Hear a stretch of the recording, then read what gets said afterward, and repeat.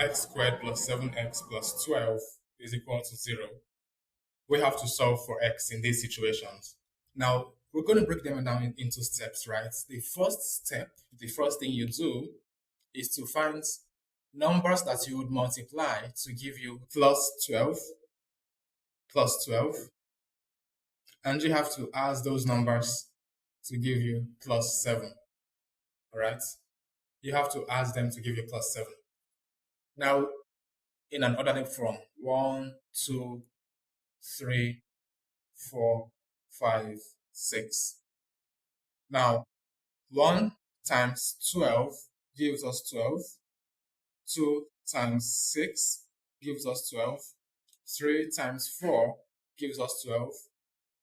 4 times 3, 6 times 2. Now, we basically have 3 here. We have 1, 12, 2, 6, and 3, 4. Now, which of these 3 do we need? We need the ones we're going to add to give us plus 7. 1 and 12 can't give us 7. 2 and 6 can't give us 7, but 4 and 3 can give us 7. So we're going to work with 4 and 3. That's not the only step.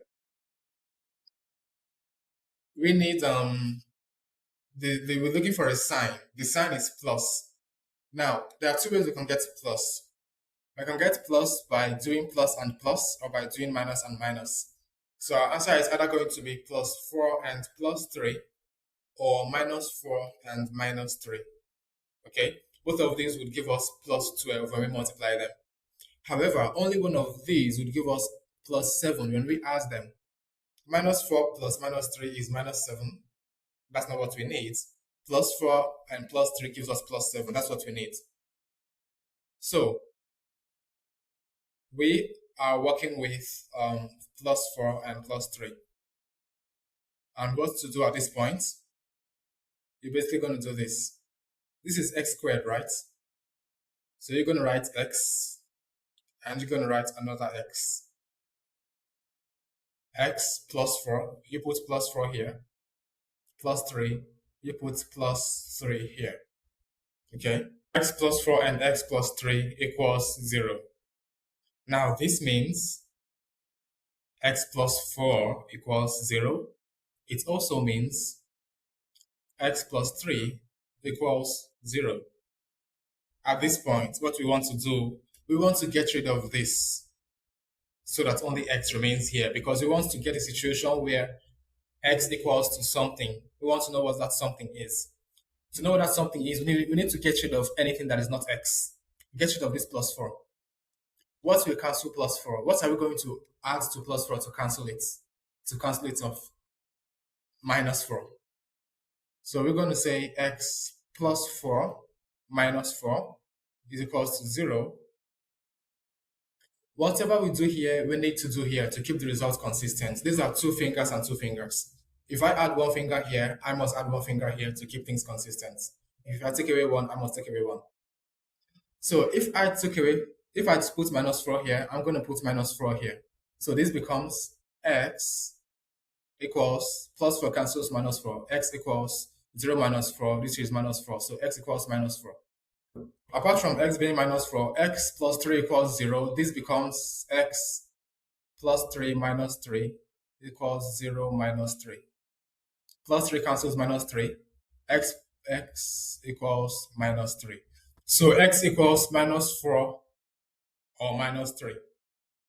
This is basically the answer to this question. X squared plus 7x plus 12 equals 0.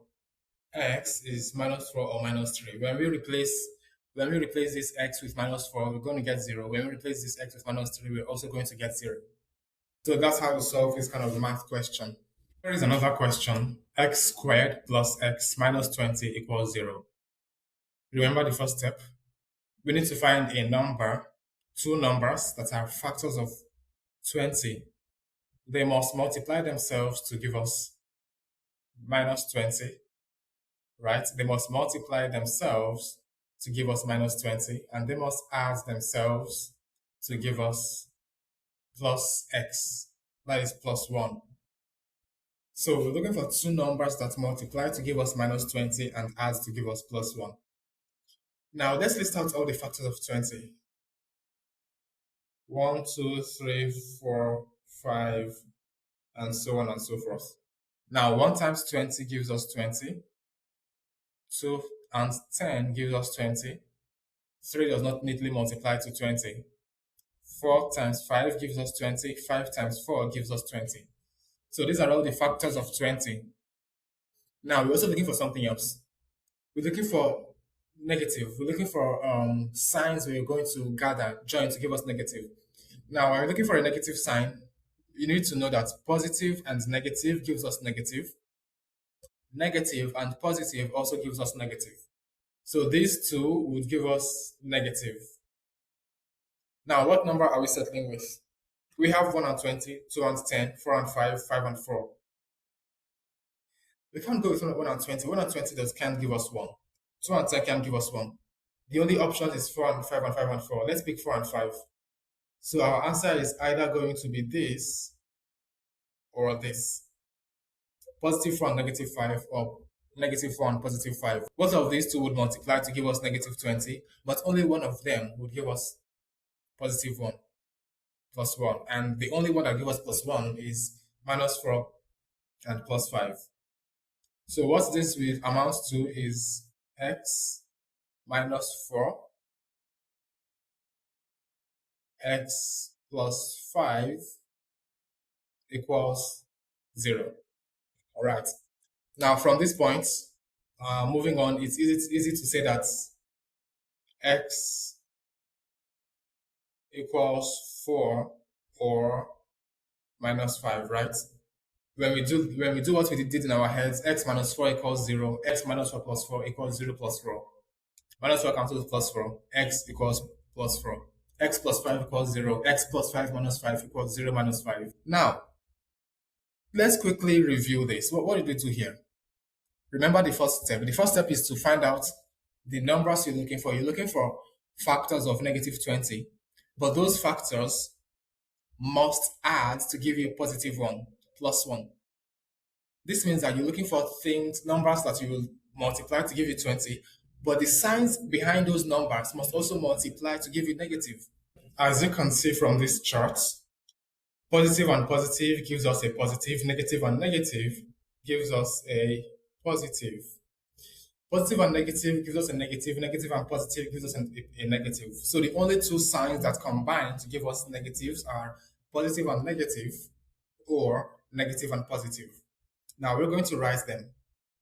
The next thing we do is that we write out the numbers we are using. We have seen that 4 and 5 are the only numbers that combine to give us 20.